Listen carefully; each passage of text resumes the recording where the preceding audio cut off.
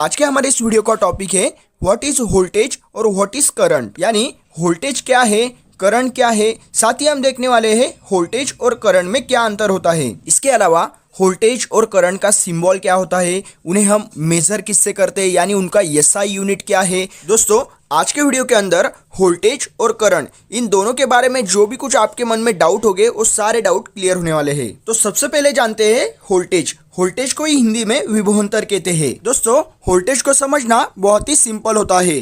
तो मल्टीमीटर की मदद से एसी वोल्टेज हो या डीसी वोल्टेज हो उसे हम आसानी से मेजर कर सकते हैं। सिंगल फेज एसी सप्लाई में दो पोटेंशियल होते हैं, जैसे कि फेज और न्यूट्रल।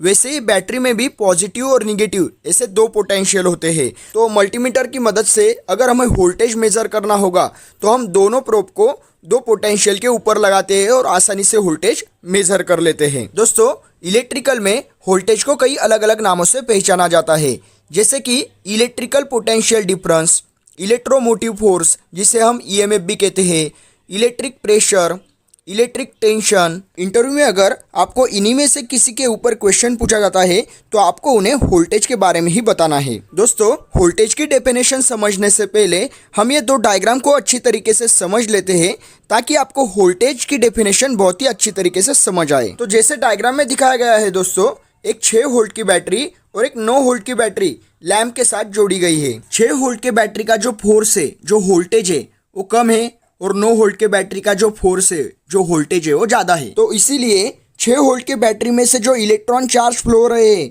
वो कम हो गए, और 9 वोल्ट के बैटरी में से जो इलेक्ट्रॉन चार्ज फ्लो हो रहे हैं वो ज्यादा हो गए। इसलिए 6 वोल्ट के बैटरी में जो लैंप लगा हुआ है वो कम ग्लो करेगा, और 9 वोल्ट के बैटरी में जो लैंप लगा हुआ है वो ज़्यादा ग्लो करेगा। तो दोस्तों इन दोनों डायग्राम के ऊपर से आपको एक बात क्लियर हो गई होगी कि वोल्टेज सिर्फ करंट को धक्का लगाने का काम करता है, पुश करने का काम करता है। तो आइए अब हम वोल्टेज को एक डेफिनेशन के माध्यम से समझ लेते हैं। वोल्टेज की डेफिनेशन कुछ इस तरीके से है दोस्तों। Voltage is the electrical force और pressure that causes the electron charge to move in a particular direction in a circuit it's called as voltage. Voltage को अगर हमें सिंबॉलिक रूप से दिखाना होगा तो V या फिर E से भी दिखा सकते हैं, और वोल्टेज को अगर हमें मेजर करना होगा तो उसका यूनिट है वोल्ट। तो डेफिनेशन के ऊपर से भी हमें यही क्लियर हो रहा है कि वोल्टेज एक इलेक्ट्रिकल फोर्स है, इलेक्ट्रिकल प्रेशर है, जिसकी वजह से इलेक्ट्रॉन चार्ज एक पर्टिकुलर डायरेक्शन में मूव हो रहे हैं। तो वोल्टेज अगर ज़्यादा रहा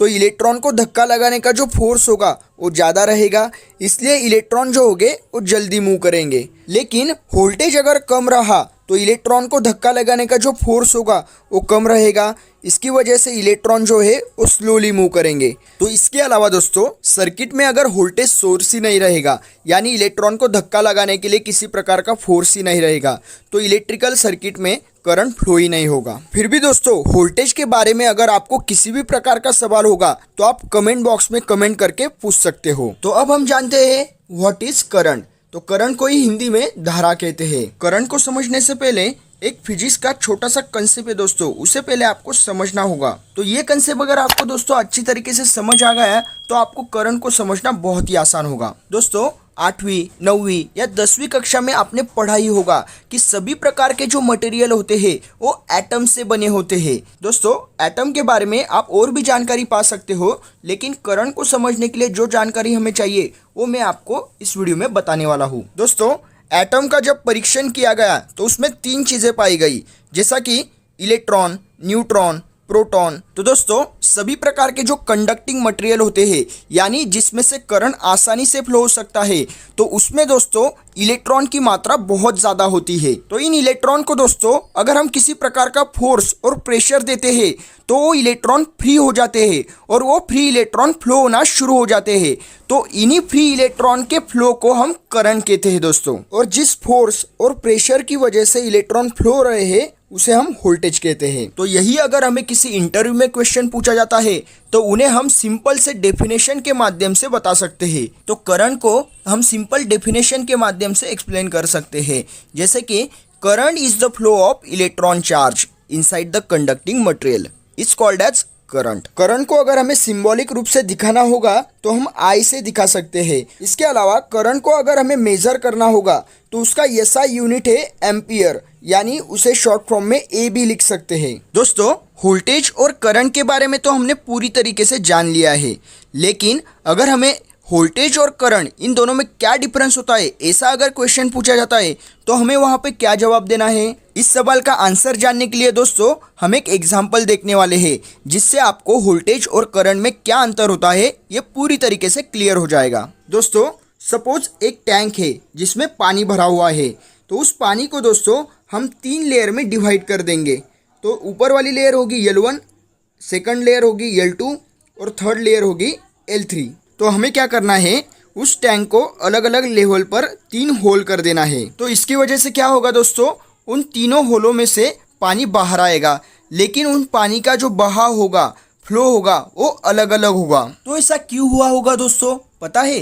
क्योंकि पानी का जो प्रेशर है हर एक लेवल पर वो अलग अलग है। दोस्तों, L3 लेयर के ऊपर 2 लेयर है, जैसे कि L1 और L2, इसलिए L3 लेयर के ऊपर ज़्यादा फोर्स है, ज़्यादा प्रेशर है, इसलिए उसमें से जो पानी का फ्लो निकल रहा है वो दूर तक जाएगा। सेम उसी तरह L2 लेयर के ऊपर L1 लेयर है, मतलब एक ही लेयर है, इसलिए फोर्स कम रहेगा। तो इसकी वजह से L2 लेयर में से जो पानी का फ्लो निकल रहा है वो कम होगा। सेम उसी तरह L1 लेयर है जिसके ऊपर किसी भी प्रकार का फोर्स नहीं है, उसकी वजह से उसमें से जो निकलने वाला पानी का बहाव होगा, फ्लो होगा, वो सबसे कम होगा। तो इस एग्जाम्पल से दोस्तों आपको ये बात तो क्लियर हो गई होगी कि जैसा प्रेशर होगा उसी तरीके से पानी का बहाव बढ़ते जाएगा। तो सेम इसी डायग्राम के ऊपर से दोस्तों आप वोल्टेज और करंट को कंपेयर करके समझ सकते हो। तो जिस तरीके से दोस्तों पानी की 3 लेवल थी, L1, L2 और L3, उसी तरह वोल्टेज की भी 3 लेवल कंसीडर कीजिए,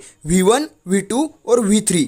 तो V3 का फोर्स दोस्तों ज़्यादा रहेगा, V2 का फोर्स कम रहेगा और V1 का फोर्स सबसे कम रहेगा। तो जिस तरीके से दोस्तों वोल्टेज का प्रेशर रहेगा उसी तरीके से करंट फ्लो होगा। तो अगर दोस्तों वोल्टेज का प्रेशर ज़्यादा रहा तो करंट फास्ट मूव करेगा, और वोल्टेज का प्रेशर अगर कम रहा तो करंट स्लो मूव करेगा। तो इस सर्किट के ऊपर से दोस्तों हमें यही एक्सप्लेन करने की कोशिश की है कि जिस सर्किट में वोल्टेज ज़्यादा होगा यानी फोर्स ज़्यादा होगा, उसमें से करंट तेजी से फ्लो होगा, जिससे कारण लैम्प ज़्यादा ग्लो करेगा। लेकिन उसी सर्किट में अगर वोल्टेज कम रहेगा यानी फोर्स कम रहेगा, तो उसमें से जो फ्लो होने वाला करंट है वो करंट स्लो मूव करेगा, यानी फास्ट मूव नहीं करेगा, जिसकी वजह से जो लैम्प है वो लैम्प कम ग्लो करेगा। तो उम्मीद करता हूँ दोस्तों आपको वीडियो पसंद आया होगा। आपके मन में अगर किसी भी प्रकार का सवाल होगा तो आप कमेंट बॉक्स में पूछ सकते हो। दोस्तों, इलेक्ट्रिकल के बारे में और जानकारी पाने के लिए हमारे चैनल को सब्सक्राइब कर लें और आपके दोस्तों के साथ ये वीडियो जरूर शेयर कीजिए। Thank you.